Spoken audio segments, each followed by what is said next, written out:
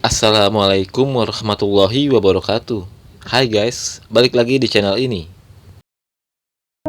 Pada era digital saat ini, penggunaan internet dalam segala sektor sangatlah meningkat, di mana semua aktivitas kerja, usaha, bisnis, rumah tangga, serta hingga pendidikan dilakukan menggunakan internet. Dengan berkembangnya aktivitas internet seperti saat ini, pengguna internet harus mewaspadai meningkatnya cyber attack dalam bentuk aktivitas ransomware. Di pertemuan video kali ini, channel ini akan membahas apa itu ransomware, jenis-jenis ransomware, serta cara untuk mencegah infeksi dan serangan dari ransomware. Sebelum videonya dimulai, jangan lupa untuk menekan tombol subscribe dan menyalakan notifikasi loncengnya.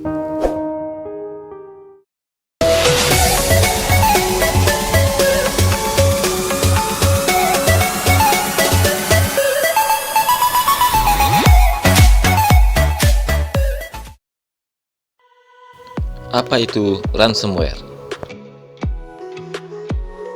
Ransomware merupakan sebuah nama dari kelas malware yang terdiri dari dua kata, ransom yang berarti tebusan dan malware yang bertujuan menuntut pembayaran untuk data atau informasi pribadi yang telah dicuri atau data yang aksesnya dibatasi atau dienkripsi. Malware ini telah melakukan diversifikasi atau usaha memperoleh keuntungan dengan cara mereka memeras dari korban. Orang dapat berargumen bahwa ransomware adalah bentuk pemerasan sederhana yang digunakan untuk tindakan pemerasan secara massal. Munculnya ransomware telah menjadi sebuah epidemi secara global karena hal tersebut terus memakan banyak korban di seluruh dunia. Berita utama yang baru-baru ini terjadi akibat serangan ransomware yaitu rumah sakit di Los Angeles dan dua rumah sakit di Jerman. Pada tahun 2017, Rumah Sakit Kanker Darmais dan Rumah Sakit Harapan Kita Jakarta terkena ransomware WannaCry yang mengakibatkan beberapa database pasien pada komputer tidak bisa diakses. Malware tersebut bermodus menyandra data dan meminta tebusan sebesar 4 juta rupiah. Perhatikan gambar yang ada di samping kanan. Berikut ini adalah gambar pola serangan dari ransomware.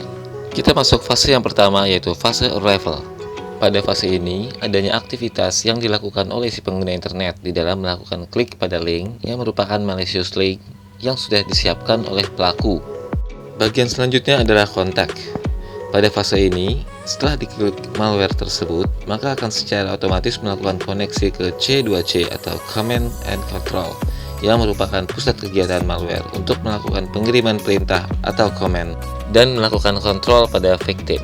Setelah terkoneksi, malware tersebut akan melakukan unduh file pendukung lainnya untuk dapat melakukan serangan yang lebih dalam lagi. Pada fase berikutnya, malware akan mencari file penting untuk dapat melakukan pencurian atau target penguncian file.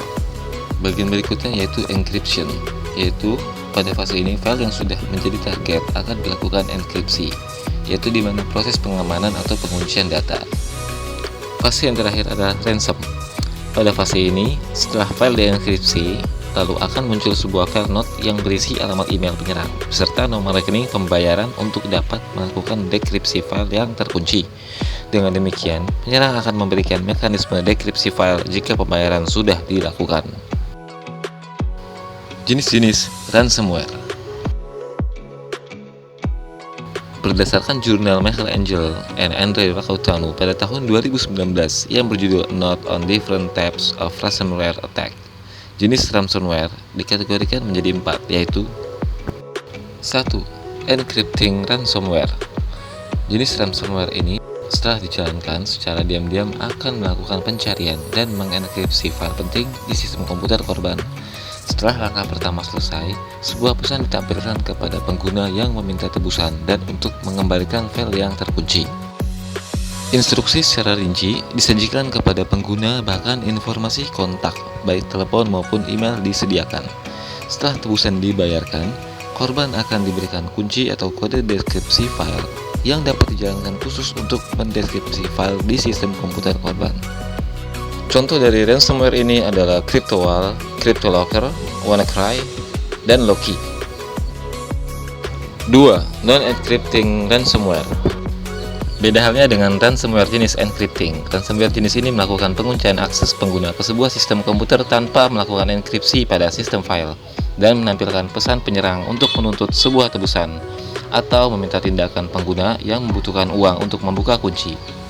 Untuk membuat pengguna membayar uang tebusan, beberapa threat actor meminta korbannya untuk diberikan pembayaran di awal dengan meminta pengguna untuk menghubungi nomor telepon tertentu. Contoh ransomware ini adalah WinLocker dan Reveton. 3. Leakware atau Doxware. Jenis ransomware ini berbeda dari yang sebelumnya di atas karena mereka tidak memblokir akses ke sistem komputer korban atau informasi apapun yang disimpan di dalamnya. Namun sebaliknya, secara diam-diam mengumpulkan informasi sensitif dari sistem komputer dan menggunakannya untuk melakukan blackmail atau black campaign korban. Informasi yang dikumpulkan disimpan di server atau mesin lain yang terinfeksi, dan penyerang mengancam korban bahwa data akan dipublikasikan jika pembayaran tidak dilakukan. 4. Mobile ransomware. Ransomware ini menargetkan perangkat seluler seperti ponsel, tablet, dan lain-lain, dan mengincar data sensitif pengguna perangkat. Threat actor melakukan pembatasan akses dari pengguna ke data korban, dan hanya muncul informasi mengenai detail yang harus dibayarkan, beserta informasi penyerang pada perangkat korban. Cara untuk mencegah infeksi dan serangan dari ransomware. 1. Backup data.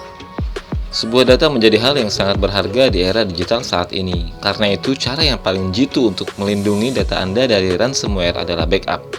Jika kamu sudah terserang ransomware, lakukan backup data tanpa terkoneksi dengan internet untuk menyelamatkan data yang lain. Biasakan juga untuk rutin backup data setelah melakukan perubahan, dan bisa cadangkan data di Drive, Dropbox, Cloud, dan perangkat lainnya. 2. Lakukan update sistem operasi dan aplikasi secara otomatis. Sebagai informasi, Microsoft selalu melakukan update security setiap bulan. Biasakan untuk memperhatikan jadwal ini karena umumnya komputer akan restart jika terjadi update sistem operasi. Sama pentingnya seperti update pada sistem operasi, update pada semua program yang terinstall di komputer juga menjadi hal yang esensial.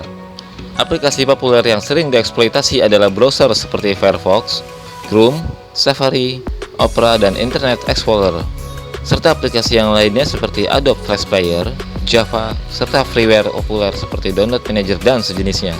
Untuk itu, tetap perbarui sistem operasi dan aplikasi yang Anda miliki agar tidak terlalu rentan untuk diserang dan dieksploitasi. 3. Install software antivirus. Pasang antivirus yang memiliki kemampuan mengidentifikasi ransomware tanpa tergantung pada update.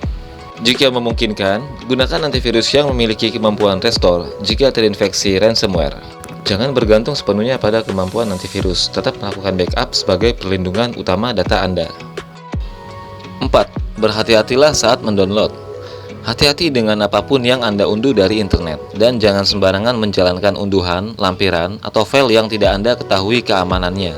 Terlebih lagi jika kamu ingin menginstal suatu perangkat lunak dan diminta untuk memberi hak administratif, dan jangan pernah menjalankan perintah tersebut jika kalian tidak paham betul apa fungsinya.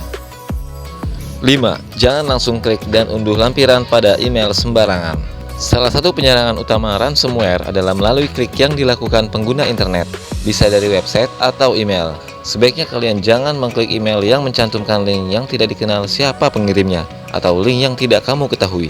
Pastikan Anda mengecek terlebih dahulu pengiriman email dengan memperhatikan domain pengirim email, dan jika ditemukan keanehan dari domain pengirim email dan tampilan link, segera report spam atau delete email tersebut dari email Anda.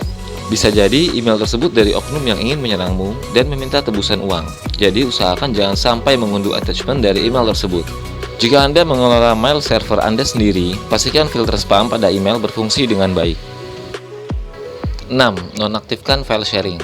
Nonaktifkan file sharing yang tidak perlu, dan hindari semaksimal mungkin memberikan hak full sharing ke jaringan. Karena jika ransomware sudah menyerang satu jaringan, maka akan lebih mudah menyerang data jaringan lainnya. Oke guys, berakhir sudah videonya. Jadi kalian bisa mempraktekkan cara ini di rumah ataupun di kantor kalian. Jika ada yang perlu ditambahkan, silahkan tulis di kolom komentar. Jika kalian suka dengan video ini, jangan lupa like dan share kepada teman-teman terdekat kalian. Jangan lupa untuk terus support channel ini dengan memberikan subscribe dan menekan tombol notifikasi loncengnya. Semoga videonya bermanfaat. Wassalamualaikum warahmatullahi wabarakatuh.